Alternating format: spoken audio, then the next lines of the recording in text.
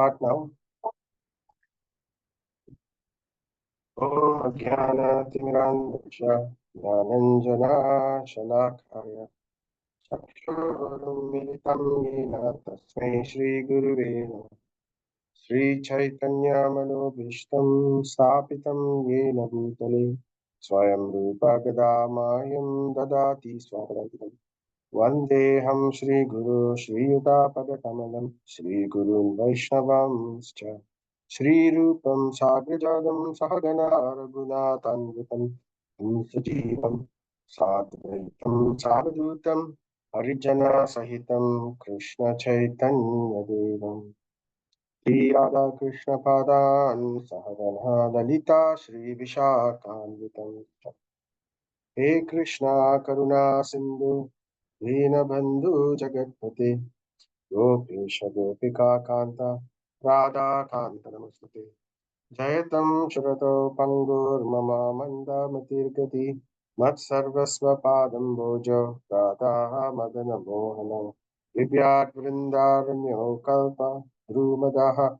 Shrimat Ratnagara Simhasanavstu Shrimat Radha Srila Govinda Deva Rashtadi Vihi Sevyamano Smarani Srimakasarasarambi Rasar Avamsivatastatastitaha Darshan Veno Saner Gopir Gopinata Shristinaha Tapta Kanchana Gaurange Radhe Vrindavaneshwari Vrishabhanu Sute Devi Pranamami Haripriya Jai Sri Krishna Chaitanya Prabhu Nityananda Sri Advaita Gadadhara Srivasadi Gaura Bhaktavrinda Hare Krishna Krishna Krishna Hare Hare Hare Rama Rama Rama Hare Hare Hare Krishna Krishna Krishna Hare Hare Hare Rama Rama Rama Hare Hare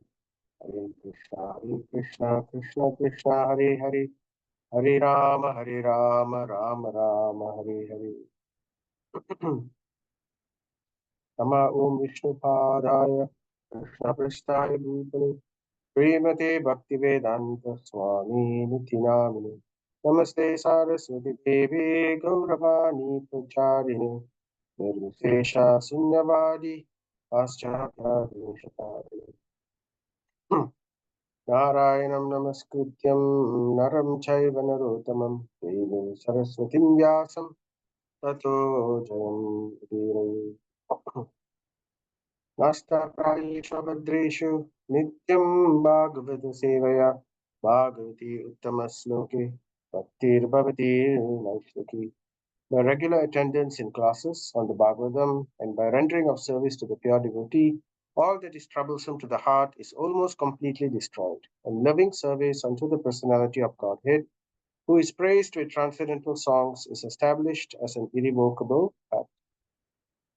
Nigamakapatarodharitam phalam sukamukharamritadravisamritam Vivata Bhagavatam rasam alayam Puraho rasika bhuvavaka Krishnaya Vasudevaya Devaki Nandanaya cha Nanda Gopakumaraya Govindaya Namo Namaha Nama Pankajanaಭಾಯ Nama Pankajamadine Nama Pankajanetraya Namaste Pankajamane Vahi me Ananda Vishaya Matir Madhupatiya Sakrit Radhim Mahatya Dada Gange Bankam Mudandati O Madhupati, Lord of sweetness, as the Ganga forever flows to the sea without hindrance, let my attraction be constantly drawn unto you without being diverted to anyone else. Nama Om Vishnupadaya Prasthaya Bhutale Srimate Bhakti Vinashana Simhaiti Namine Mukam Karoti Vachalam Pangabangaya Girim Yat Kripa Tamaham Vande Shri Guru Divatarinam Paramananda Madhavam Sri Chaitanya Ishwaram Tasat. Sorry Krishna everyone. So welcome back to our Srimad Bhagavatam session. Excuse me, Prabhu, your line is not very clear, Prabhu. Your voice is, I can hear, but it's like trembling noises. Okay. I think it's Just like the previous time also the same problem, probably it's the videos. I think the bandwidth is not sufficient. So what I'll do, I'll disable some of the videos.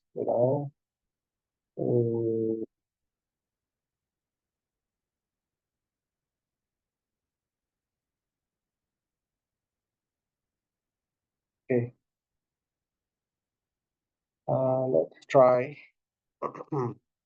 Now I think it should be a bit better. Says the same, Prabhu. The same one. Okay. Okay, be careful, Rao, the place there.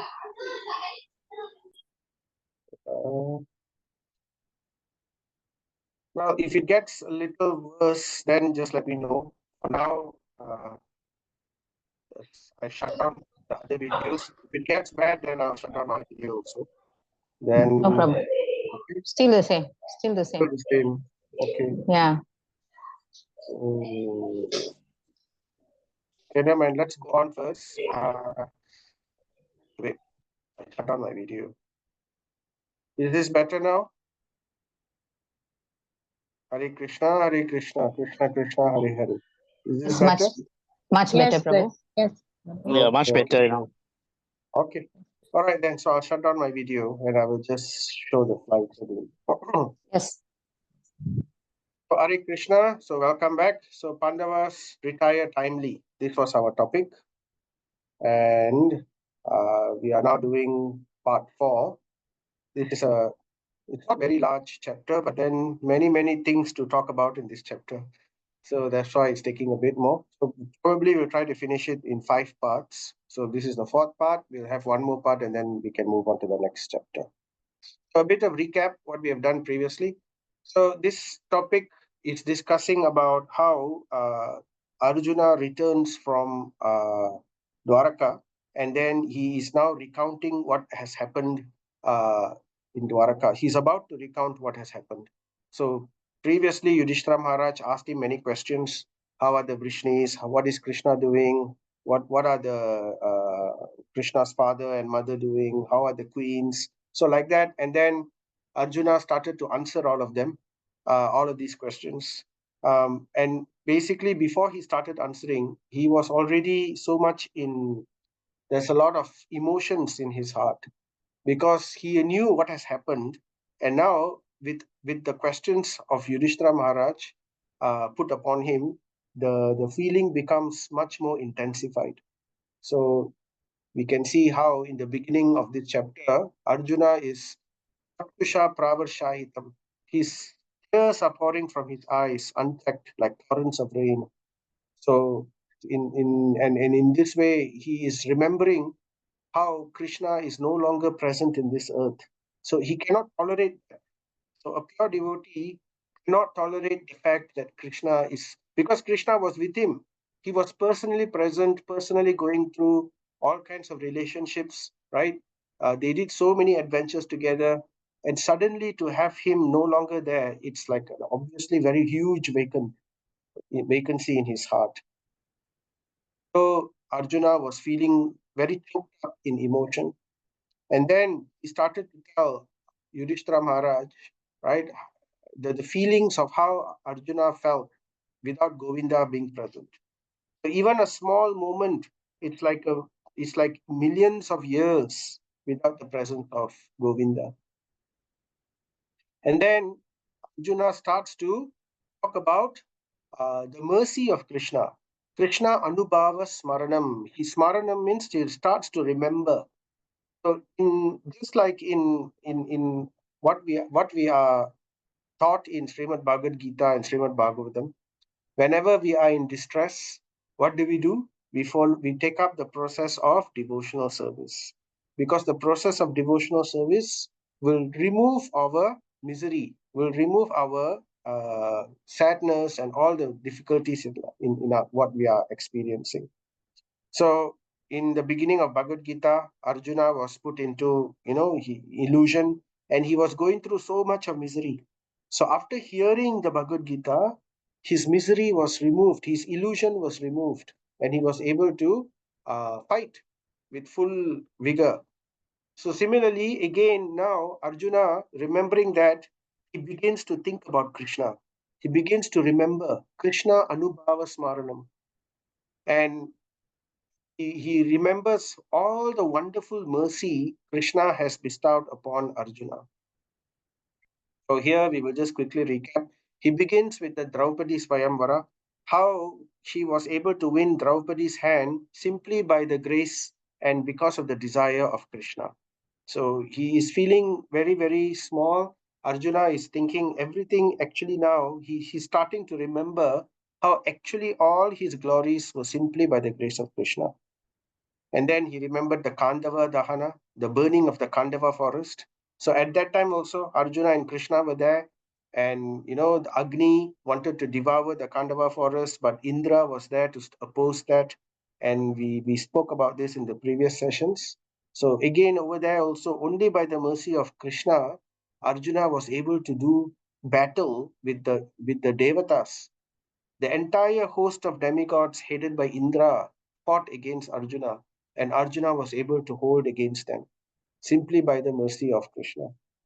And because of the mercy of Krishna also, the Maya Danava demon who was hiding in that forest, performed so many services for Arjuna.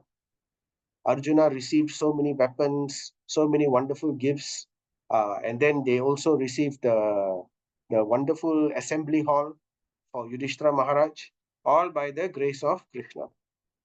And then Arjuna remembered the killing of Jarasandha, how again in that situation, Jarasandha was a great demon, was very powerful. He was fighting against Bhima, and Bhima could not defeat him.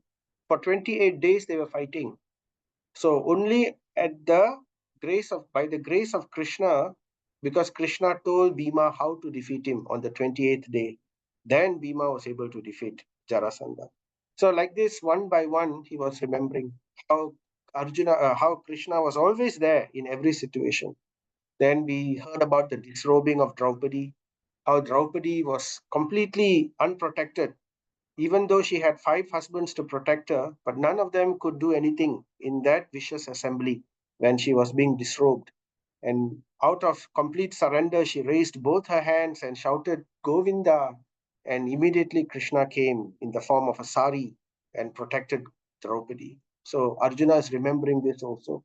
And then he was remembering Durvasha, the incident when they were in the forest, when Durvasha Muni with his 10,000 disciples was set upon them by Duryodhana. And even in that situation, Krishna came and saved them from being cursed by Durvasa Muni. And then Arjuna remembered the Shiva Astra, how Lord Shiva himself was pleased with Arjuna's prowess, and he was able to receive the weapon of Lord Shiva, the Pasupata weapon, directly from Lord Shiva, simply by the grace of Krishna.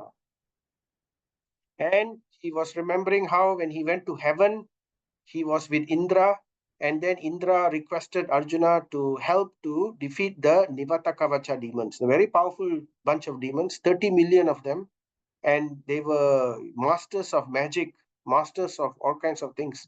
But still, Arjuna, just alone, Arjuna and his driver, Matali, and they were by the grace of Krishna again, because Krishna desired it. All this was able to happen because Krishna desired it and because Arjuna was a perfect instrument for Krishna's grace.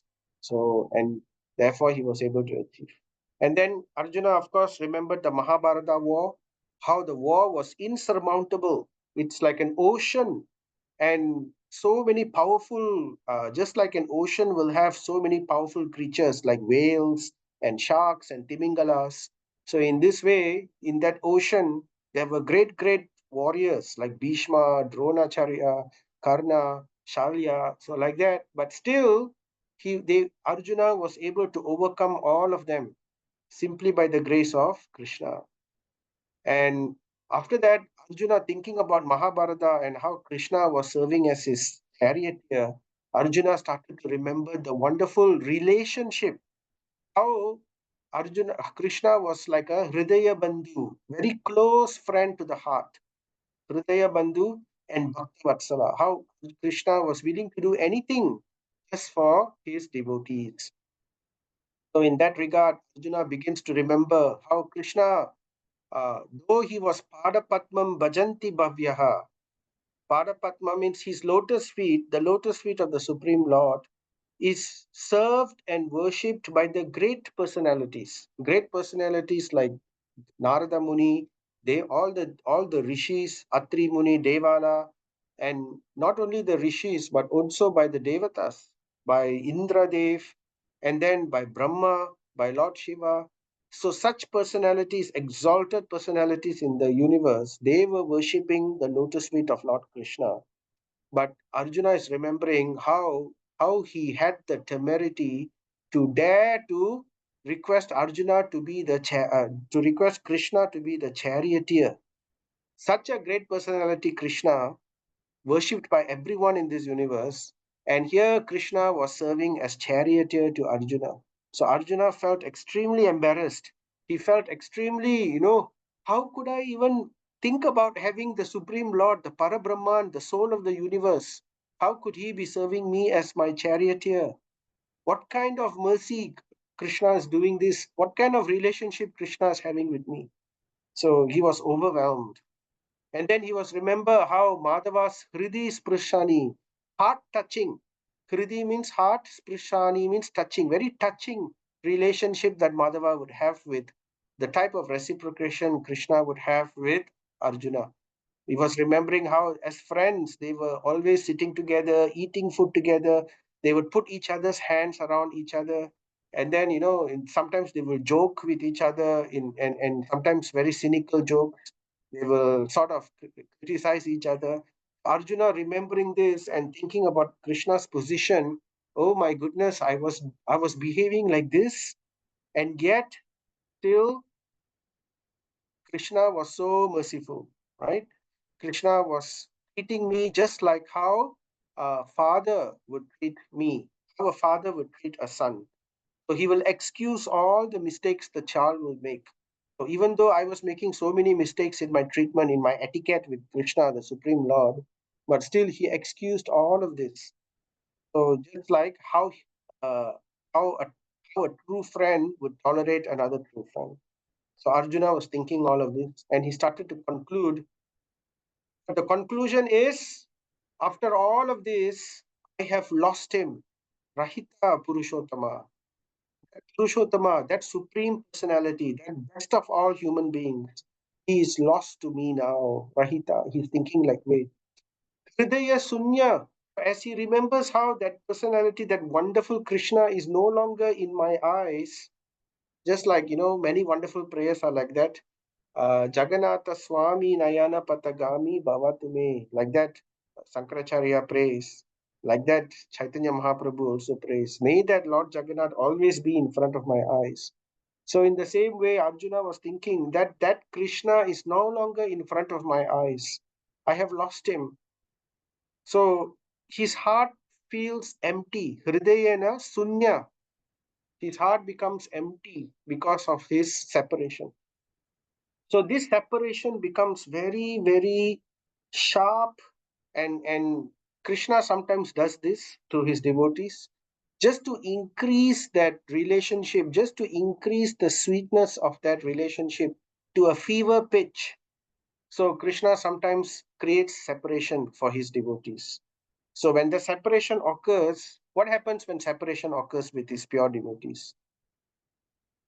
With normal people, with people in this material world, when Krishna is separated from them, they become happy. Oh, now I can do whatever I want. Just like sometimes when Guru Maharaj comes, or when Srila Prabhupada was there, the disciples of Srila Prabhupada, they will buck up so much more in their spiritual life, right? They will do so much more. And then when Prabhupada is no longer there at that moment, so then they will sometimes think, okay, now I can breathe a sigh of relief. Now I can do some other things, I don't have to be so paka in my so like that. But for a pure devotee, this is not the case. When separation is there, again from the Supreme Lord, when separation is there from Krishna, they feel even more the relationship, just like the gopis. They don't, everything else, all material life becomes tasteless. The entire existence becomes pointless. They feel that there is no point in living unless I can have this relationship with the Lord.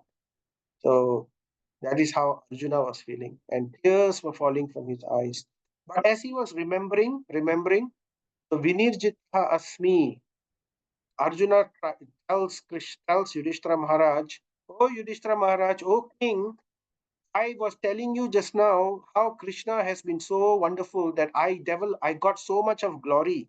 I was glorified by Indra. I was glorified by Lord Shiva was merciful to me. I got the weapons of Lord Shiva. I was able to defeat the Nivata Kavacha, 30 million demons. So much Indra being a nurse. For nursing, Sorry, I'll just find it here. secondly, after he finished his ITE course, they will Just mute you, Mataji. he will get his diploma, Hare Krishna. diploma in Right. something. Yeah. Okay.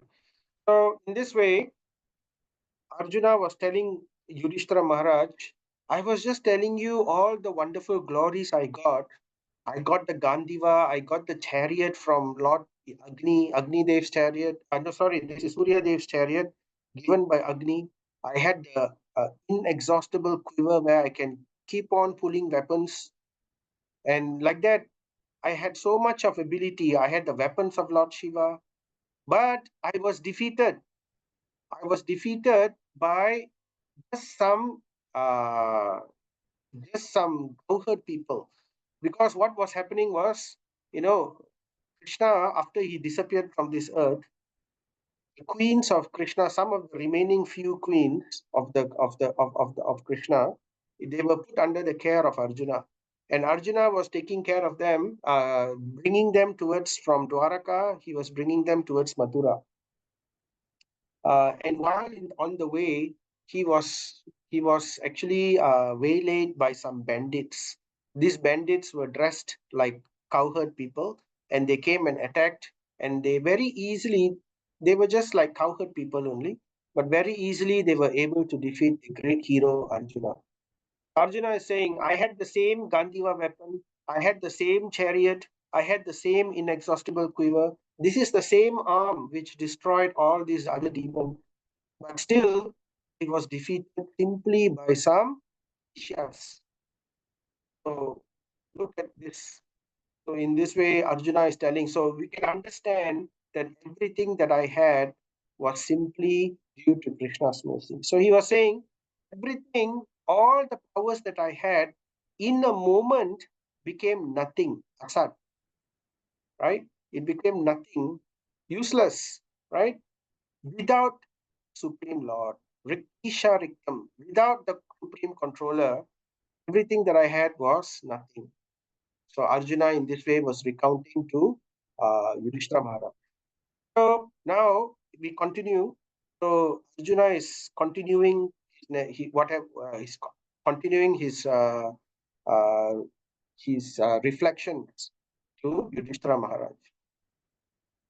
O King, Arjuna continues, you have asked me about our friends and relatives in the city of Dwaraka. So in today's topic, Arjuna will explain what has happened to the citizens of Dwaraka, what has happened to Krishna. O King, so since you have asked me about our friends and relatives in the city of Dwaraka, I will inform you that all of them were cursed by the Brahmanas. So this story about the cursing of the Brahmanas. So in Srimad Bhagavatam, this curse will not be described, but it's there in Mahabharata. So basically, what happened was there were two curses. The first curse was by Gandhari. So Gandhari, at the end of the Mahabharata war, all her 100 sons were killed. So you can imagine, for a mother, just one son or one child is killed. That is very, very extremely painful. But in this situation, 100 children, all her 100 sons were killed. And they were killed in terrible, in warfare, very, very traumatic deaths. And for Gandhari, when she came at the end of the Mahabharata war, she saw all of this, and her heart just could not take it. So even though she was a very chaste lady, her pain was so acute and so strong that her intelligence became clouded. And when she looked at Krishna, because Krishna was standing there, and when she looked at Krishna, of course she was blindfolded, but she could understand Krishna was there. So her pain was so strong that she told Krishna, "You are the cause for this. It's because of you, your desire, that this Mahabharata war had happened." So of course she was misguided. She forgot all the different advices people gave for her children. So many people told Duryodhana, please don't follow this path. It's going to lead you to ruin. But Duryodhana was bent towards that. So anyway, the pain of the mother is very acute, and sometimes she gets, in this, she wanted a person to blame. Sometimes when we go through problems, we want to just blame one single person for all our problems. So like that, rather than she blaming on any of the other Pandavas, Krishna came and stood before Gandhari at that period of time. So Gandhari looked at, she understood Krishna was there, and she told Krishna, just like how all my sons have been killed, all you, the pain that I'm feeling, you will also see all your entire dynasty being killed. So in this way, he cursed Krishna. Of course, Krishna is expert. Krishna is Yatra Yogeshwara, right? He knows how to take everything and use it for his purpose. So, okay, yes, I will accept this curse, mother. So in this way, she told Gandhari, and he used it for how to remove the Yadavas. He used it as an excuse to remove all the Yadavas because his mission is finished. Krishna's mission is completed, and now he wants to wrap up his pastimes. So let's use this as an excuse to wrap up. So that's how he used it. So how did Gandhari's curse come about? It came about due to another curse. So at one point of time, this was earlier on. So earlier on, Krishna had many, he married 16,108 queens. And with 16,108 queens, he had 10 children with each of them, 10 sons, right? 10 sons and one daughter. So, and with one of the queens, I think it is Jambavati. Jambavati's son, or is it Rukmini? One of them, Jambavati or Rukmini. One of the sons is called Samba. Now Shamba, it's Jambavati, I think. So Samba is Samba is the grandson of son of Krishna, and this Samba is very naughty. Since young, he was very, very mischievous, and he grew up also, he was rather mischievous. But anyway, he was the darling of the queens, because generally people sometimes like mischievous children.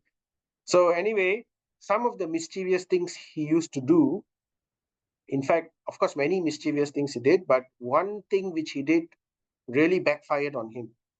So there was once a group of sages. They came to visit Dwaraka. And when they came to visit Dwaraka, Samba, together with his other boys, they wanted to play a trick. They were very, very playful, frolicsome. So they wanted to play a trick. So the trick they wanted to play was they dressed up Samba as a lady. So Samba was wearing a sari like this, you can see.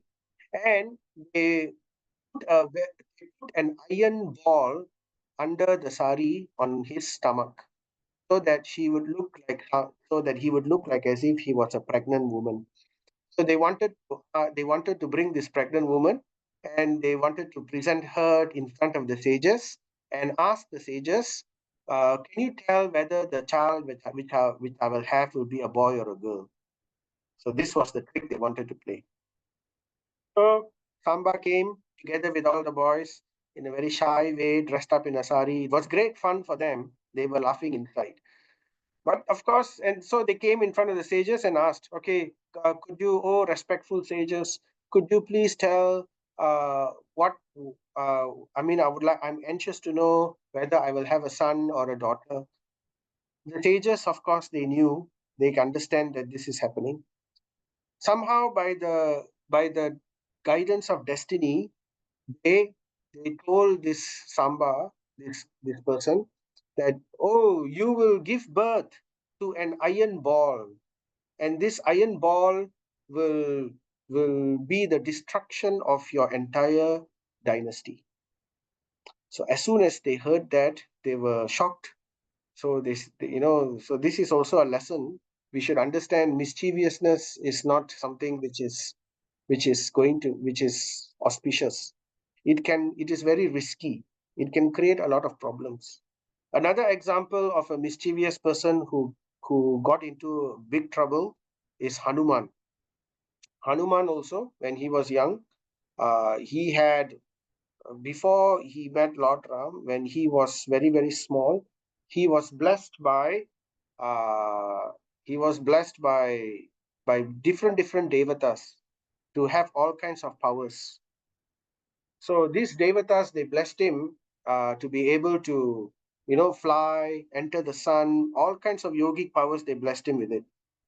But due to that, he became very proud and he became very mischievous also. So he used to play all kinds of tricks on the sages who used to come and meditate and who used to do penance. So one day the sages couldn't tolerate, and the sages cursed him. So may you forget all your powers. So in this way, they cursed Hanuman to forget all his special powers, and only when you are reminded of them one day, you will again regain back your powers. So like that, the scriptures teach us we should not be so frolicsome, particularly in the company of pure devotees or in the company of holy people. We should be serious, right? So anyway, in this way, they were cursed. So what happened was, when Ugrasena heard about this curse, he immediately ordered this iron ball to be taken and crushed and ground into fine powder. And then they took this powdered iron and they decided to put it into the ocean nearby. Of course, Dwarakapuri is by the ocean, isn't it? So they got the powder and they poured it into the ocean. But what happened was, this iron powder all got washed away towards the shore, and in the shore, by the shore, that place by the shore was called Prabash. So it's in Gujarat. The shore area is still there. So the shore of that Prabash area was where all the iron powder collected, and somehow it mixed with the soil, and it uh, grew. It entered into the soil, and over there they grew some special grass. Is called Eraka grass. So this grass, it grew, it's like something like lalang. Lalang is very sharp in the corners, it can cut you. So this Eraka grass also grew, but it was able to absorb the iron powder together with the soil, with all the nutrients. So when it grew, it became very strong, just like weapons, just like iron. So this grass grew like that at the shore of the Prabash. So then what happened? Krishna arranged that all this one day, when Krishna decided to that the Vrishnis should now go back to their own abode. So he arranged for all of them to go to Prabash. So Prabash is a holy place, and he said, "Yeah, Kali Yuga is about to come. Lots of omens are there. So why don't we all go to Prabash Kshetra and perform some religious activities, some sacrifices?" So they all together, the entire group of the Vrishni dynasty went to Prabash Kshetra, and they did some sacrifices and all that. And after the festivities, after the rituals were done, they all had their camps there. They camped in that same place. And, these are Kshatriyas and these are kings. So they started to have some fun. So they decided to, have tournaments, have games. And where there is all these kind of things, there was also intoxication. So these are Kshatriyas. So Kshatriyas are allowed some intoxicants. So they used to take this. So therefore, Arjuna is now recounting that. And as a result of this Brahmana's curse, they all became intoxicated with wine made of fermented rice and fought among themselves with sticks, not even recognizing one another. So what they did, these Kshatriyas, they were intoxicated with wine. And because of intoxication, it's a very dangerous situation to be intoxicated, because sometimes some people may be joking with each other. And when one is intoxicated, the ego and the pride and the etiquette is all unchecked. In normal situation, they will be very careful with the etiquette. They will be very careful to control themselves. But when intoxication is there, the ego becomes full blown, anger becomes uncontrolled, everything becomes a big thing, every small insult becomes magnified. So like this, one small word is taken as an insult. So Kshatriyas, they cannot tolerate insult. So they started to challenge each other. So they started to fight. But because these are all family members, they didn't want to use weapons. So therefore, they started plucking the grass which was growing in the Prabhash Kshetra. And this Eraka grass, as I mentioned, which had absorbed the iron nutrients from the ground, and this iron is it's a special iron. It's been cursed by the Brahmanas. So Gandhari's curse and also the Brahmana's curse was manifest in that iron powder, which had been taken by this grass. So they used this special Iraka grass and they used it as a weapon to fight against each other. So they in this way, and because they were so intoxicated, they couldn't even recognize one another. Even Lord Krishna and Lord Balaram, they took this as an opportunity. Okay, let's have a wonderful big fight, and in this way, let's kill all my entire family members. So in this way, no more Vrishnis, no more Yadavas on this earth. So in this way, he removed all his entire dynasty one at once, just like how he used Mahabharata war to kill the demonic kings and the Kshatriyas.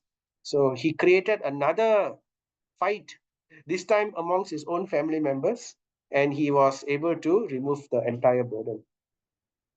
So they fought amongst each other, not even recognizing one another. Now all but 4 or 5 of them are left. Everyone else are dead and gone. Arjuna is recounting this painful episode. So to him, Arjuna, this is a very painful episode because the Vrishnis were almost like family members to them, right? They were very, very close to the Vrishnis, to the Yadus, and Krishna almost. And Arjuna continues, actually, this is all due to Bhagavata Ishvarasya Vichestitam.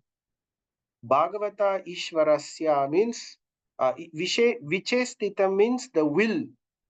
So all this happened simply due to the will of the Supreme Personality of Godhead, the Supreme Controller. Ishvara means the controller, right? Bhagavata, that is the Supreme Lord. So the Supreme Lord, who is the Supreme Controller, it was by his will that this incident happened. So it's already predestined by the law, arrangement. So then he continues, sometimes people kill one another, and at other times they protect one another.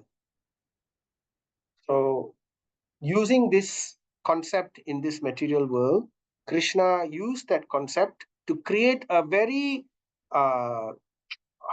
confusing situation in which he left the world. So because of this, so people may ask, why did Krishna do something like that?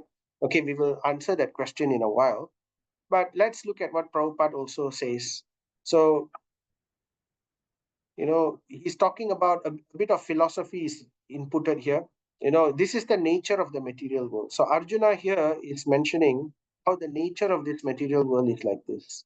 Sometimes people kill one another, and at other times they protect one another. This happens in material world, even amongst family members, right? So sometimes the father will protect the child, and then another time the father will be so angry he will kill the child. Or nowadays in Kali Yuga we have children killing the parents. So these kind of situations all are happening.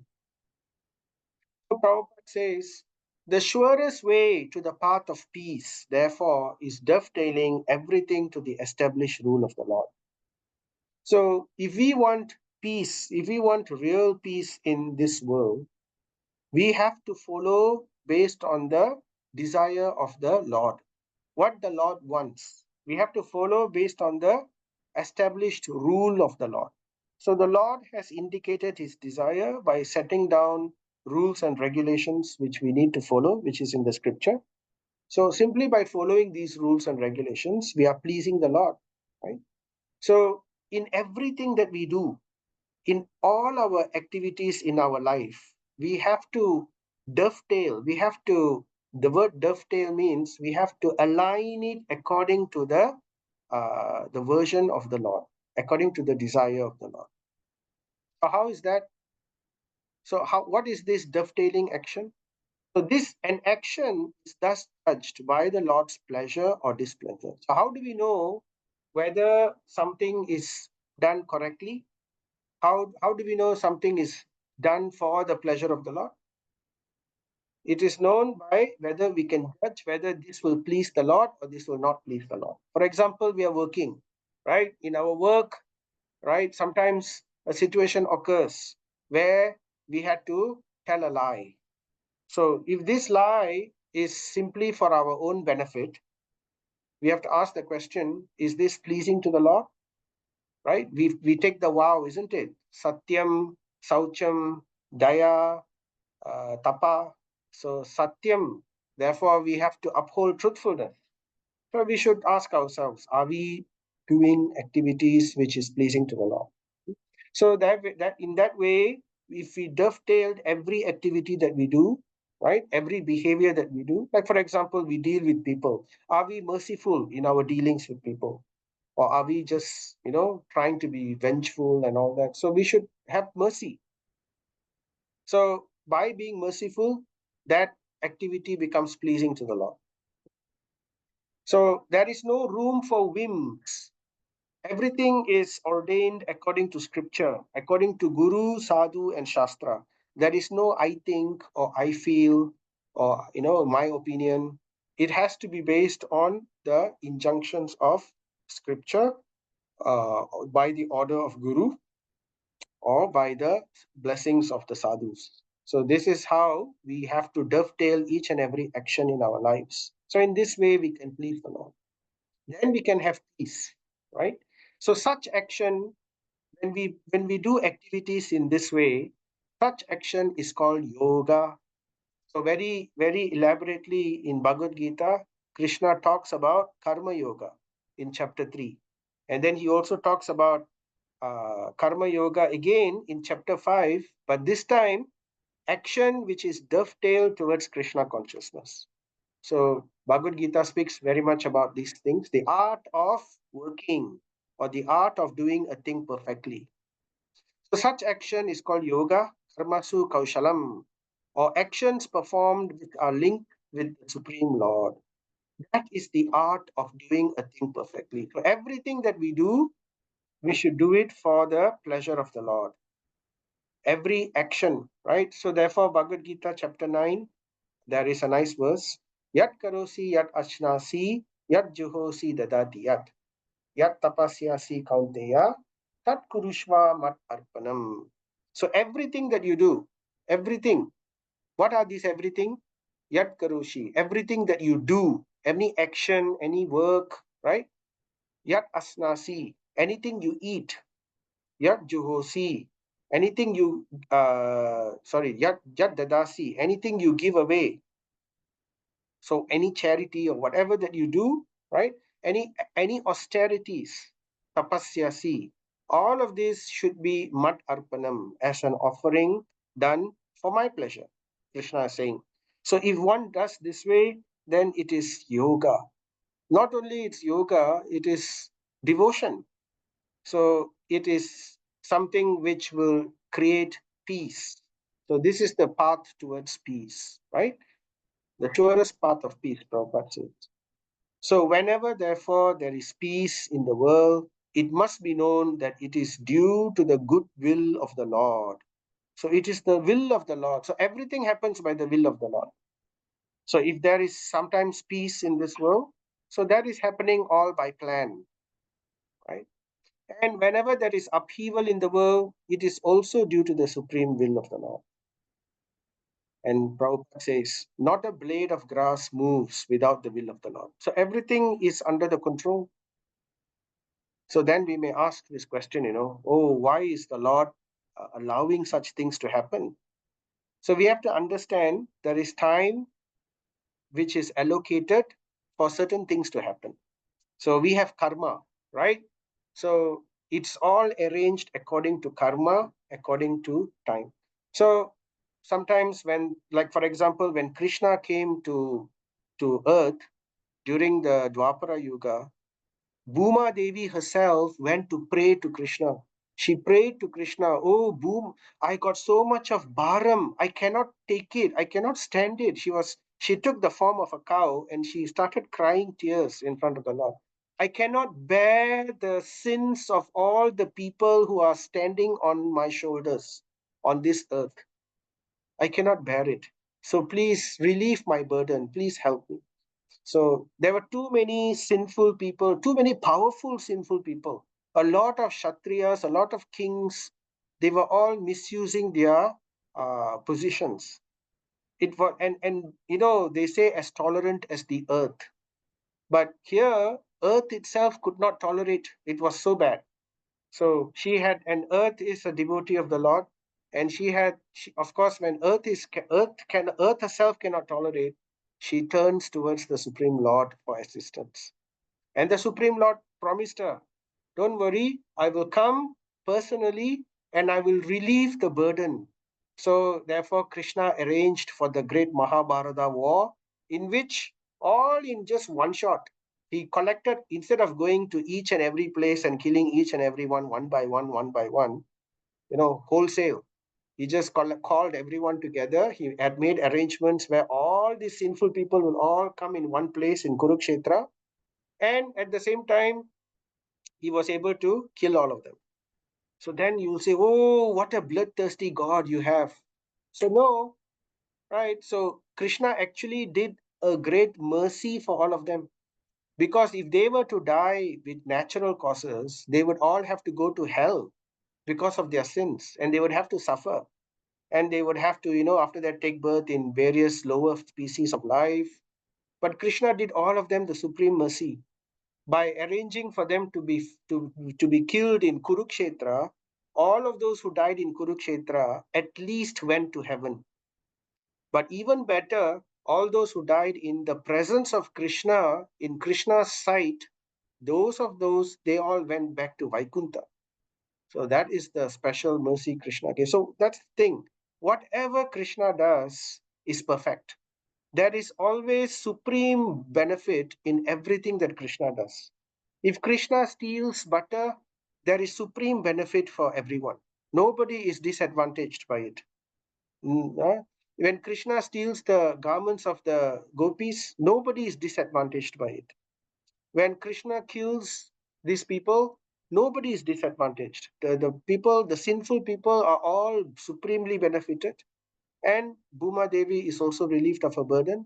And the pious people are all relieved of the burden. And they are all very happy also. So that is what Krishna does. It's all perfect. Every activity of Krishna is all perfect. Simply because of our ignorance, sometimes we do not understand why Krishna had to act in this way.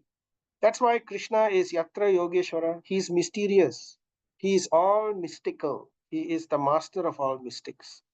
So sometimes his behavior and his actions, we cannot understand or comprehend because we have not come to that level of understanding yet.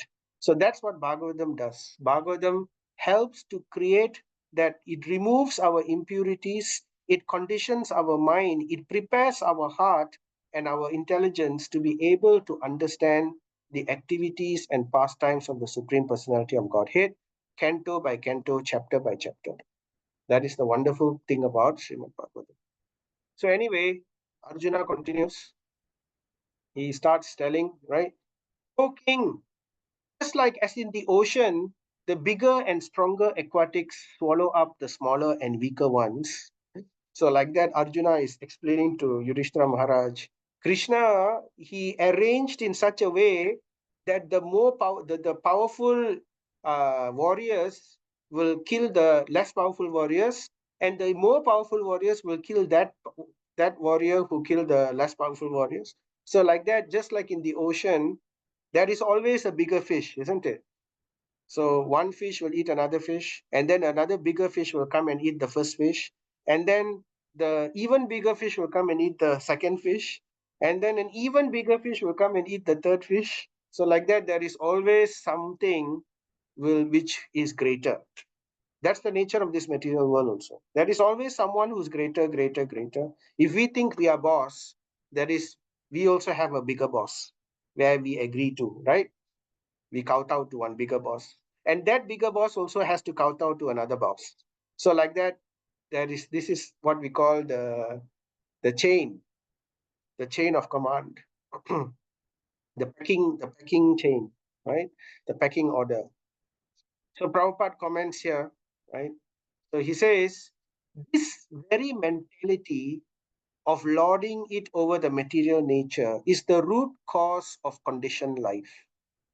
So if we want to get out of conditioned life, we have to stop having this mentality that I am the boss, that someone has to follow what I say, right? How is it they didn't follow? Like that. So we have to remove this understanding from we have to break free from this kind of thinking. This mentality of lording over material nature. I see what I see, and I see with my senses. I experience this material world with my senses, with my eyes. I see with my skin. I'm able to feel with my ears. I'm able to hear, and with my tongue, I'm able to taste everything. So in this way, I'm able to enjoy and exploit this material world. And in order to do that, there is always exploitation of another person, exploitation of another living entity, exploitation of the earth itself, right? So this is exploitation mentality, in other words, capitalistic nature. So this is the root cause of our conditioned life. And because we have that kind of idea, that we have that kind of mentality, the Lord prepares a place suitable for people with that kind of mentality. So, and to give facility to such imitation lords, the illusionary energy. So, to give facility to such imitation lords, the illusory energy of the Lord has created a disparity between the conditioned living beings. So, in the spiritual world, it is very different. No one will have this mentality. The mentality in the spiritual world is everyone is servant of the Supreme Lord. So there is no exploitation. Whereas in the material world, it is a world of exploitation. How can I use you? How can I use another person? How can I use this? How can I use that? So one is always thinking in that way, for our purpose. To give facility to such imitation lords, that's all of us, all the jivas in this material world, illusionary energy of the Lord, the Maya Shakti, has created a disparity between conditioned living beings. So it has created disparity. Disparity means here that there is always a difference. One being will be greater than another being. Nobody is equal. In the material world, nobody can say everyone is equal. Even the communist state, they want to create communism when they say everyone is equal. If everyone is equal, then why is there a leader? Why is there cabinet? Why are there chain of commands? So actually, no one is actually equal in this world. There is always a disparity. Somebody is always higher, somebody is always lower. So this situation has been created in this material world. But in the spiritual world, it's not like that. That is where everybody is actually equal. There is only one supreme being, and that's the Supreme Lord. All the other jivas are in the same position. dasa. Krishnera nitya dasa. Jivera swarupa hoy, Krishnera nitya dasa. Our eternal position is to be the servant of the Lord. So Arjuna continues, just like how, Krishna has, in the ocean, there is always bigger aquatics to swallow up the smaller, bigger aquatics. So in the same way, in the Supreme Personality of Godhead, lighten the bharan, the burdens of the earth, he has engaged the stronger yadu to kill the weaker yadu, and the bigger yadu to kill the smaller yadu. So this is what the Lord has done. He has used the material propensity of this world. He has used the material nature of this world to attain his goal. That is the expertise of Krishna. He is the supreme expert. He can use everything and anything for his purpose, and everything and anything is benefited at the same time. That is the wonderful nature of the Supreme Lord. So here the Supreme Lord is addressed as Vibhu. Vibhu means greatest. We are Anu. So specifically this word is used just so that we can see the disparity between the Lord and the Jiva. The Jiva is, the Supreme Lord is Vibhu, all great. Vibhu means unlimited, is like large, extremely large. Whereas we are Anu, extremely small. The word Anu is used as atom. So the soul is very, very small. We are all very, very tiny compared to the Supreme Lord, who is very, very unlimited. So that personality, to lighten the burden of the earth, Bharan, he has engaged the stronger yadu to kill the weaker, and the bigger yadu to kill the smaller. So you can see here some artist impressions of how Krishna orchestrated this fight between the Yadu dynasty. Why he did like this?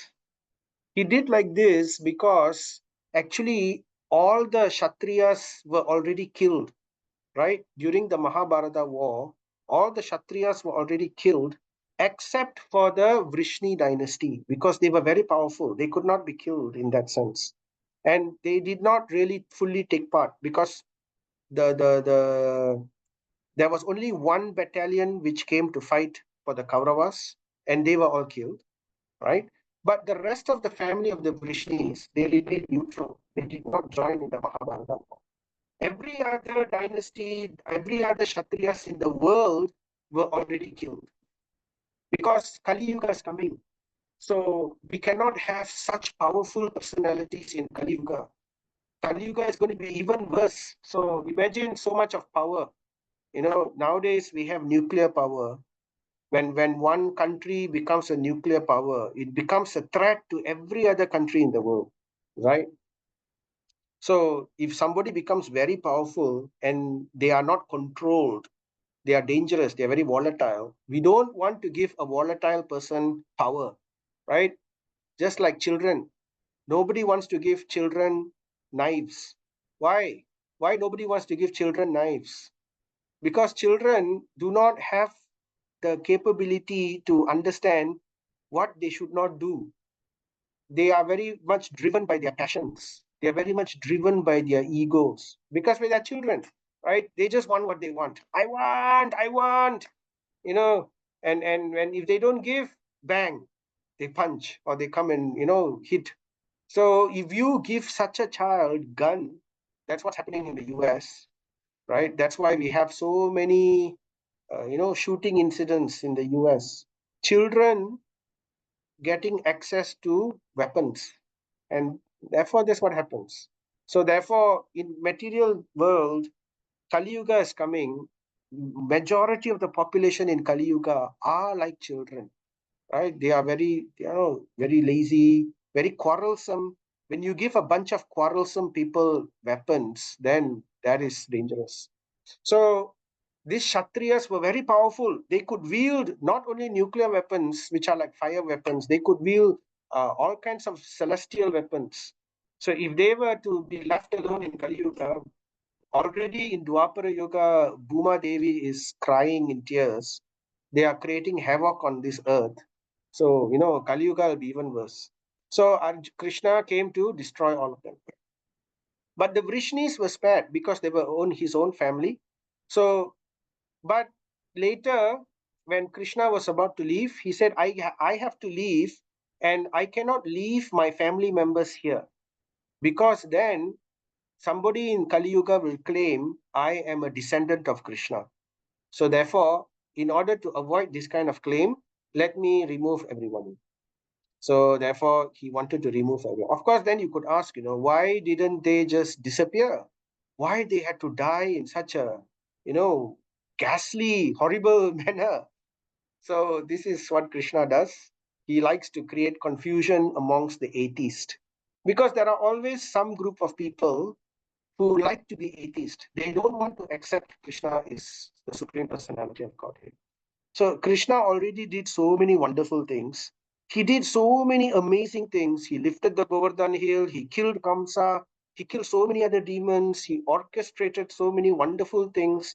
So if one reads the Mahabharata, there is actually no doubt at all that Krishna is the Supreme Personality of Godhead.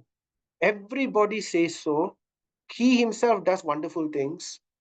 The Devatas come and say so. So there is actually no doubt. But if that is the case, then everybody will just, where is the free will then?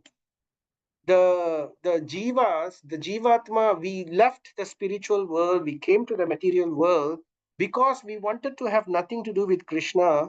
We wanted to enjoy this, exploit this material world where we are the Supreme Lord, right? We are the Lord. I am the Master. So if Krishna creates something where there is no doubt in people's mind that that the Supreme Lord is Krishna, then it sort of takes away the free will from people. So people need to develop their faith based on their free will also. So Krishna, in order to honor that fact that I give you your free will, I'm not going to force you to come back to me. I'm not going to force you. So in material world, there are people who will think, I want to be atheist. I don't want to have anything to do with God. So to satisfy this bunch of people, Krishna created this incident where it will create a doubt in their minds. So, they cannot take it. As somebody may be reading Mahabharata, oh, very nice, Mahabharata, okay. And then suddenly, but they don't like Krishna. They are rather envious of Krishna. So if there is some kind of envy, they don't like Krishna. And then finally, Krishna does this pastime where he removes all his people in this way. Then the person will say, aha, you see, Krishna cannot be God. He did something like this. How can he be God? So just to create that doubt in people, in those people, in the atheistic class of people, in the envious class of people, just so that he gives them their independence, their limited independence to remain as they want. So for that purpose, Krishna performs this kind of miraculous pastimes, this kind of very confusing pastimes. So this pastime will be described in full in the 10th canto. But in the first canto, this pastime is not fully described because we need to develop our understanding step by step. So here, Arjuna only tells Yudhishthira that what has happened. But why it has happened, the details of it, that will be reserved in the 10th canto. But still, here we will hear some interesting things also. So Arjuna is telling here now, so also the Supreme Personality of Godhead, to lighten the burden of the earth, has engaged the stronger Yadu to kill the weaker and the bigger Yadu to kill the smaller. So, but Arjuna is not disturbed by this. It's very interesting. Arjuna was the only person who witnessed this, and he was there and he saw, and actually, but still Arjuna was not disturbed in his mind because he was a devotee. So that's why in Bhagavad Gita, Krishna tells Arjuna in chapter 9, I am telling you this because, in chapter 12, I am telling you this bhakti yoga because you are not envious of me. So when one is a devotee, one will not become bewildered by Krishna's various pastimes. They will always have faith that the Supreme Lord is Krishna. Never mind, I don't understand why he did this now. Never mind, I don't understand why he behaved in this way. But I have faith that he is the Lord. Step by step, one day I will understand why. So one has to have that kind of approach. If one approaches spiritual life in that way, then he is free from offense and he will eventually understand. But there are a class of people who want to, remove Krishna from the equation, and Krishna gives them the excuse. Krishna himself gives them the excuse simply by his pastimes. So his pastimes can be the means of liberation, and the same pastimes of Krishna can also be the means for atheist people to reject Krishna. So Krishna gives that, right? So Arjuna, on the other hand, shows how he is a devotee. See what he says here. Now I am attracted to those instructions imparted to me by Govinda. So even despite witnessing the passing away pastimes of Krishna and the Yadu dynasty, Arjuna is not disturbed. His faith is not shaken in the least. In fact, he begins to realize only after that how great Krishna is and what all Krishna has done for Arjuna, and how everything was by the mercy of Krishna only. And as a result, now he is so attracted to these instructions imparted to me by Govinda. What is these instructions imparted to me by Govinda? He is talking about the Bhagavad Gita. This was the instructions Krishna gave to Arjuna, right? Bhagavad Gita. The words here used were Haranti Smaratas. Smaratas comes from the word remembering. I am now remembering, and I am also attracted. Haranti, the word Haranti means attracted. So he has developed Ratim, attraction towards the instructions of Govinda.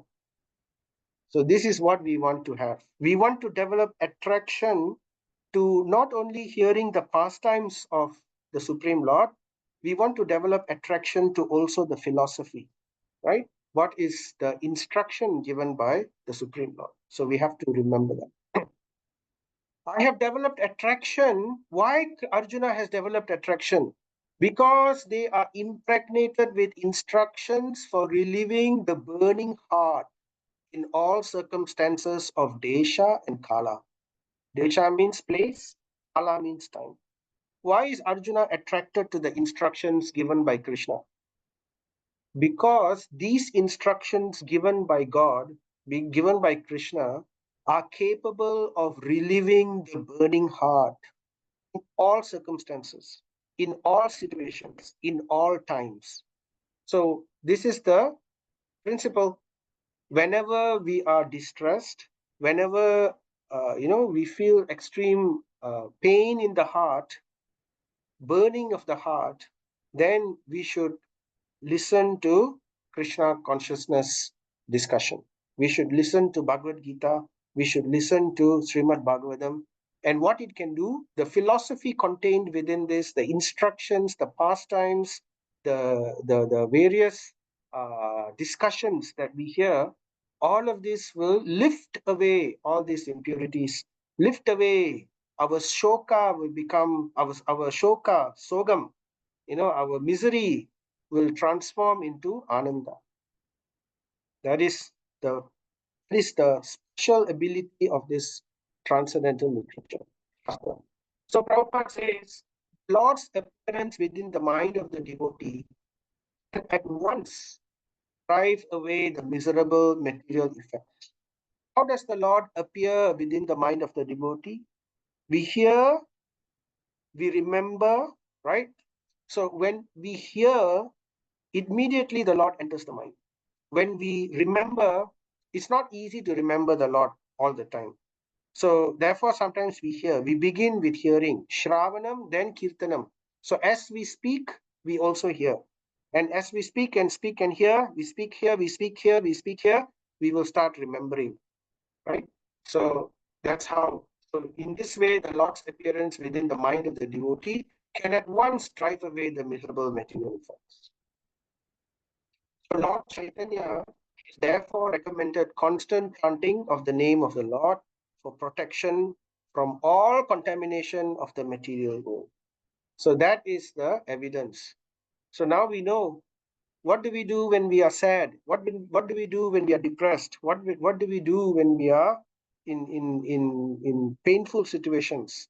We must take shelter of Krishna consciousness. We must take shelter of hearing, remembering, and chanting, right? And especially it is very powerful when it's done in the association of pure devotees. And especially it's very powerful also when we do it in the holy dhams, in the holy places. So therefore, this is the secret. This is the secret on how to abide this. So the feeling of separation from the Lord is undoubtedly painful to the devotee, but because it is in connection with the Lord, it has a specific transcendental effect which pacifies the heart. So when Arjuna is separated from Krishna, he is feeling pained because he is separated from the Lord.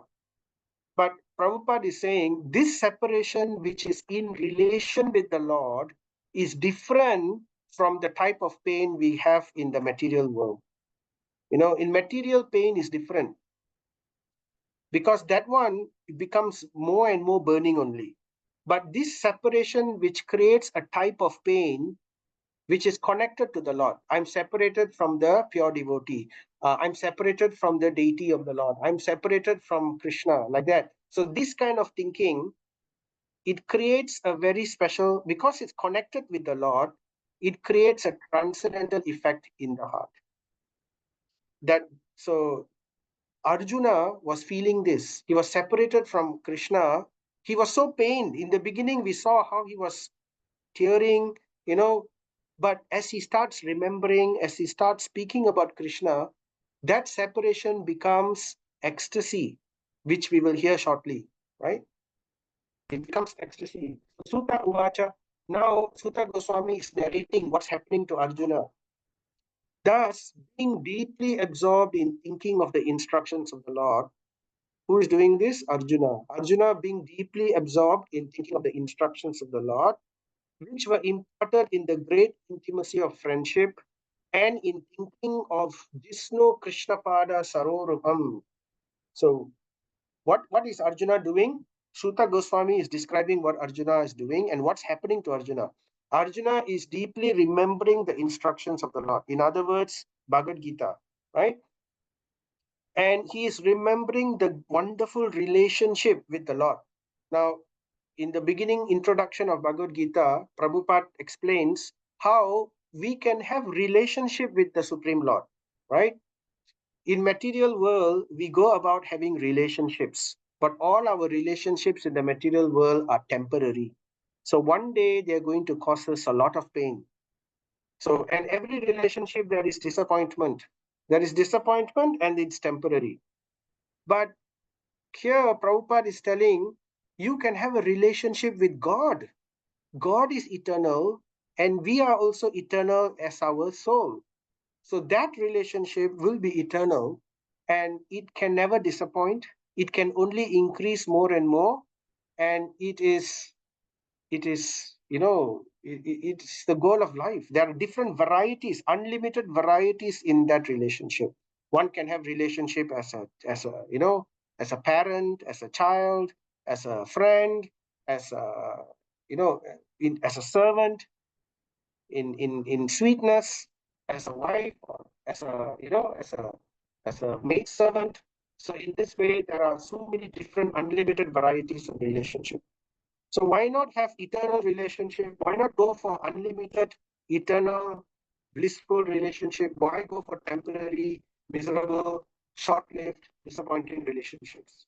So that is the point of Bhagavad Gita, right? So Sutta Goswami is saying Arjuna is remembering that. He's remembering that wonderful relationship that he's having with who? And he's thinking about Vishnu. Vishnu means Supreme Personality of Godhead. Krishna Pada, he's remembering the lotus feet of the Supreme Personality of Godhead, Krishna. Vishnu Krishna Pada, this is what it means. The feet of Supreme Personality of Godhead, Krishna. And it is described that feet is lotus-like. It is the resembling the lotus. Why lotus? Because lotus is the symbol of shelter. Lotus is the symbol of transcendence, and it is all divine. Lotus feet of Madhava. In this way, Arjuna's mind became peaceful, shanta, and free from all material contamination, vimala. So Sutta Goswami is describing simply by remembering Krishna's lotus feet, remembering Krishna's relationship with him and his wonderful mercy, and remembering Krishna's instructions in his absence now, Arjuna's mind became pacified, shanta, and he became freed from contamination, vimala. So this is what we can also follow in Arjuna's footsteps, right? By listening to, by hearing Srimad Bhagavad Gita, Srimad Bhagavatam, by chanting and hearing, what will happen to us? Chaitanya Mahaprabhu describes in the Sikshashtakam, right? Cheto Darpana Marjanam. Our heart becomes cleansed of all impurities. Same things mentioned here. Free from all material contamination, right? And we become peaceful. And we start to develop transcendental joy. Arjuna is saying, Vasudevangri Anudhyana. Vasudevangri Anudhyana. The lotus feet, Vasudeva, son of Vasudeva is Krishna. So Vasudeva means son of Krishna. Angri means lotus feet. So Vasudevangri Anudhyana. So Arjuna begins dhyana. He begins to meditate on the lotus feet of Krishna. And what happens as he is remembering and remembering? Because with remembrance comes concentrated remembrance. So as he concentratedly remembers, then what happens? Rapidly increases his devotion. So his bhakti grows rapidly. And as a result, all the trash in his thoughts subsided. So this is what Krishna does. Krishna sometimes purposely removes himself from his pure devotees just to increase that bhakti to a very high pitch. So Radharani and the gopis, Krishna, they were the greatest devotees of Krishna. But Krishna wanted to even further increase their devotion. So therefore, he separated himself from them. So sometimes he does like this. So with Arjuna also, he did the same thing. He separated himself. And as a result, all the trash in his thoughts subsided. So Prabhupada says, one should therefore adjust the activities of life in pace with the mission of the Lord. And by doing this, one is sure to return back home, back to Godhead. This is the highest perfection of life. So this is our goal in life. So everything that we do, we should include Vasudevangri Anudhyana. We should have meditation of the Supreme Lord in all our actions. When we eat, what do we think of? Sarira Vidyaja, Jodendra Tahika, Jiva Fela Vishaya Saguri, we sing that song. We should know the meaning of that song. Bhakti Vinod Thakur says how, the Lord is so kind, the merciful Lord is so kind, just to control our senses, because our senses are a network of illusion leading towards death. So just to help us control our senses, the Lord has given his mercy to us through this wonderful Mahaprasadam. And simply by eating this Mahaprasadam, I am remembering Krishna, right? I'm remembering Krishna and I'm chanting in great joy the names of Gaura. I'm calling forth Gaura and Nittai. That's the meaning, right, of Sarira Vidyaja, and all that.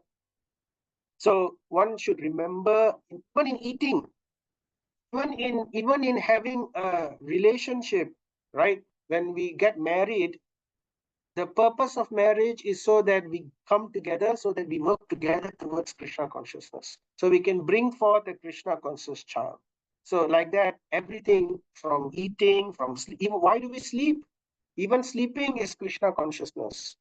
Why do we sleep? We sleep because we want to take rest for the body so that we can become fresh for the next day for Krishna's service.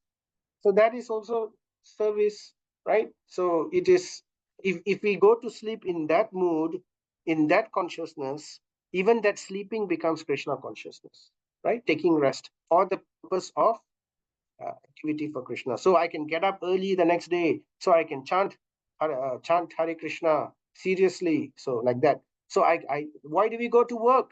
So that I can maintain this family, so that somehow I can bring them up in Krishna consciousness. So I can use all my wealth for the upliftment of Krishna consciousness in people, for preaching, for the glory of the Lord, right? So like that. These are all the training. So because the Lord's pastimes and activities and because of his absence, it appeared that Arjuna forgot Bhagavata Jnanam. Now here it looks like as if Arjuna forgot about Bhagavad Gita, because Bhagavad Gita was spoken in the beginning of Mahabharata war, and so many things happened, all kinds of activities. So here Sutta Goswami is telling, in case you have that doubt that Arjuna forgot his Bhagavad Gita, so now he's clearing that doubt. Because of so many pastimes, right? Because of this, and because Krishna is not there, it may look like as if Arjuna forgot the Gita Bhagavad Jnanam, the transcendental knowledge of the Bhagavad Gita. But factually, right? It says here, it continues, but factually, this was not the case. So Sutta Goswami is laying to rest our doubts. Arjuna did not forget. This is factually not the case. And again, he became lord of his senses. So why temporarily it looked like as if he forgot? It looked like that because of Yoga Maya potency, not because of Mahamaya, because of Yoga Maya, because Krishna desired that Arjuna should forget, so that the pastime goes in a certain way. So that is the purpose. So it was by Krishna's desire, not because of Arjuna's desire, that he forgot. In Mahamaya, we want to forget so that we can enjoy separately from Krishna. Ayo, they come again and they tell the same things. Krishna, Krishna, Krishna. Okay, enough about Krishna. Let me do something else. So that's Mahamaya. But Arjuna, Krishna wanted Arjuna to forget so that the drama can be enacted in a certain way.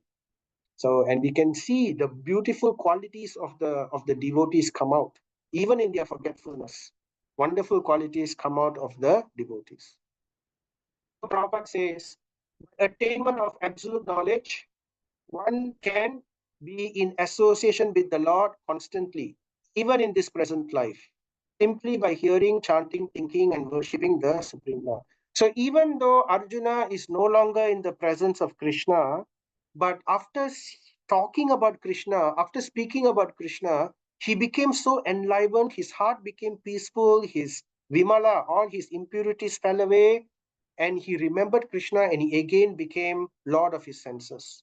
So Prabhupada is saying, just like Arjuna, right? In the same way, we can also take advantage of Krishna's instructions in Bhagavad Gita. We can take advantage of Srimad Bhagavatam to hear about Krishna. And in this life, in this present life, simply by hearing, chanting, thinking, and worshipping the Supreme Lord, we can attain him. Krishna is present in his words. Krishna is present, right? Krishna is his name. Krishna is Srimad Bhagavatam. Krishna is Srimad Bhagavad Gita, right? So in this way, it's not difficult for us to reconnect. That's why it's called yoga, to connect with the Supreme Lord. Okay, so we will stop here. It's getting late. The rest we will continue in the next session, right?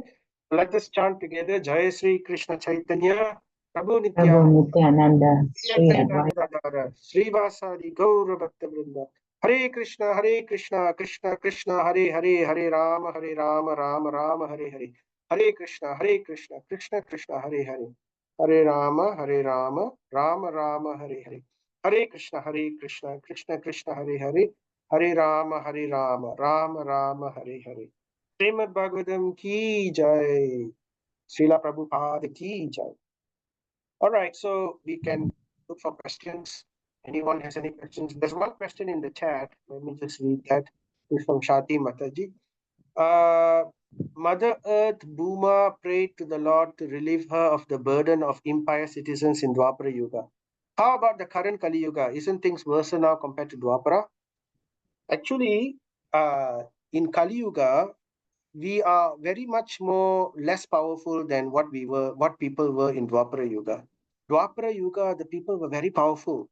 The Kshatriyas, just by walking, they could shake the earth. Mountains were being destroyed simply by, Kamsa fighting with Dhenukasura. Friendly match, friendly wrestling. Mountains were being crushed, just by two people fighting. So they were very, very powerful, and they had celestial weapons in their hands. So the burden, and this was very painful to Mother Earth. But so there were great demons. There were many great demons in Dwapara Yuga, guised in the looking like Kshatriyas and all that. But in Kali Yuga, the people, though there are many demons, there are many people who are demonic in their understanding and their thinking. Everybody is quarrelsome.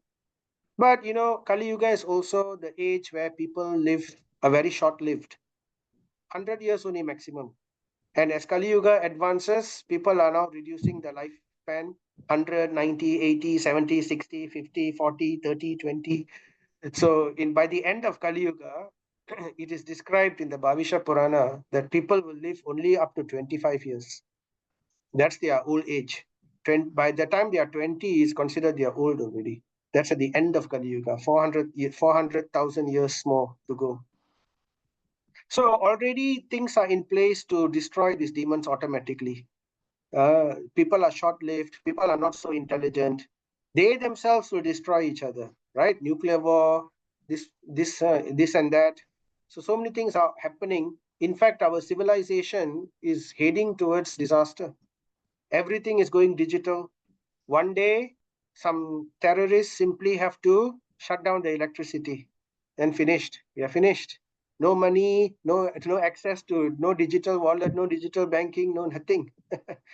So these things are already happening. So Krishna already destroyed he already liberated the bharam of the earth.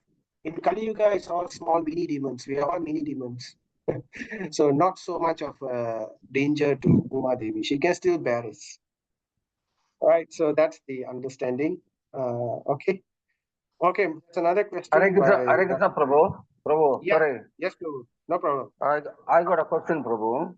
Mm-hmm. Srimad Bhagavatam 1:15:27. 1:15:27. Okay. Kshatriyas and Brahmanas are labeled as Vaishnavas. Kshatriyas and Brahmanas are labeled as Vaishnavas, whereas Kshatriya and Brahmanas are Vaishnavas, and women, laborers, and worthless descendant of Brahmanas are less intelligent. What does it refer, Prabhu? We just went through 1:15:29. And you are saying this is which verse? 1:15:27, is it? 20:27, yeah, correct. I'm in that verse now. It doesn't say like that. I have my book. Is it Canto 1? Yeah, Srimad Bhagavatam Canto 1, chapter 15, 27.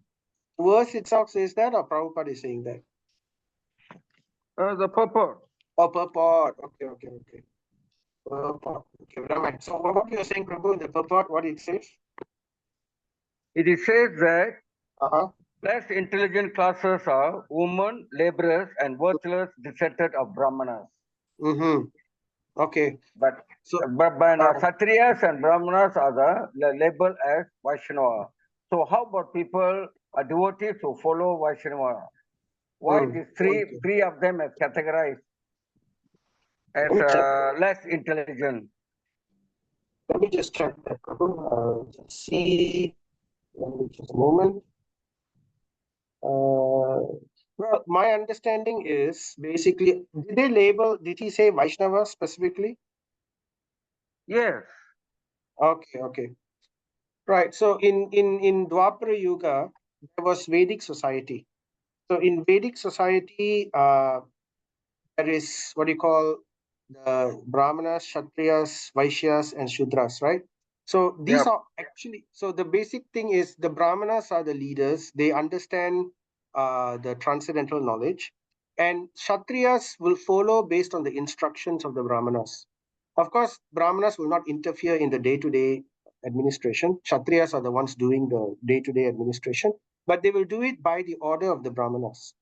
But when Kshatriyas don't do that, then they have fallen away from the Vedic society. So that was what was happening in Dwapara Yuga. The Kshatriyas were no longer following the Brahminical instruction. That's why they were behaving in a very bad way. So when they behave that way, they are no longer Vaishnavas. But when they follow the Vedic society as per the Brahmanas instruction, then they are Vaishnavas. So the Vaishyas were also trained that way. So they will take care of agriculture, they will take care of commerce, but again by the instructions enjoined in the Vedas. So they were also considered Vaishnavas in that sense. Whereas Shudras are not given the knowledge of the scripture because they were not capable of understanding it. Now, these people were not labeled according to birth. They are labeled according to their quality and their tendency. Job. Yeah, job and also their nature, guna and karma, their nature and their job. So it's not a discrimination. It is simply basically, organization of society. Everybody is given the right job to do the right thing. You ask a Brahmana to do a labor job, it's not in his nature physically, or he will not be happy doing it. So like that. So why women and Shudras and Brahmanas who are not following, they are considered in the outside at that time. So women were particularly also, Sudras and women, they were also under the protection of the Brahmanas. So, for example, ladies are married to Brahmanas, or ladies are married to Vaishyas, ladies are married to Kshatriyas. So, in Vedic culture, the husband gives full protection to the wife, and at the same time, the husband is also Pati Guru. The word is Pati Guru. So, Pati Guru means he instructs the wife in spiritual life, and whatever, and the wife doesn't have to do spiritual life. In Vedic culture, the wife doesn't have to even perform any spiritual activity. She simply has to serve the husband. That is the nature of the simply doing. And when the husband is a spiritualist, when the husband is following the order of the Brahmana, then the husband automatically benefits, and the wife automatically benefits. So actually the wife in that sense has a better chance for spiritual, easier chance. She doesn't have to perform many austerities on her own. Simply by executing her daily wifely duties, she gets the 100% full benefit of the husband. In fact, all the ladies' karma goes to the husband. That is the Vedic injunction. So in that sense, traditionally, ladies at that time, they were not instructed in scriptural knowledge. Only the Brahmanas, the Kshatriyas, and the Vaishyas were instructed in scriptural knowledge. So the Shudras and the ladies and the children, they were all serving the Brahmanas, Kshatriyas, and Vaishyas. And by that perfect service, they were benefiting automatically. So that's why it says like that. But there are some Brahmanas in Kali Yuga, particularly, who are born as Brahmanas, but they do not follow the Brahminical injunction. So these are called Dvija Bandhus. So these Dvija Bandhus are not considered Vaishnavas because they don't follow the scriptures. They are just in namesake only Brahmanas. So that's the understanding behind that. Does that answer, Prabhu? Okay, Prabhu. Thanks. I'm clear. Thank you. Yeah. So, but you have to understand, Bhakti Yoga transcends the normal scriptural karma kanda or the normal Vedic duties. One who is following Bhakti Yoga, even if that person is a Shudra, or that person they are ladies, or they are people who are from the lower caste, it doesn't matter. because Bhakti Yoga immediately brings one to the highest position. That is the speciality. Every other yoga is not like that. For example, Vedas. If you want to study the Vedas, only Brahmanas can study the Vedas, actually speaking. If you're not a Brahmana, you're forbidden to study the Vedas. There's a curse upon that, actually. So therefore, for people who are not Brahmanas, Mahabharata was given. So they can read it, they can hear it, no problem. So Bhakti Yoga is given in both Mahabharata and as well as in the Vedas. Vedas is not so easy to understand, whereas in Mahabharata it's easier to understand. And in Mahabharata there's Bhagavad Gita. So like that we can understand easily. So when it comes to Bhakti, there is an exception.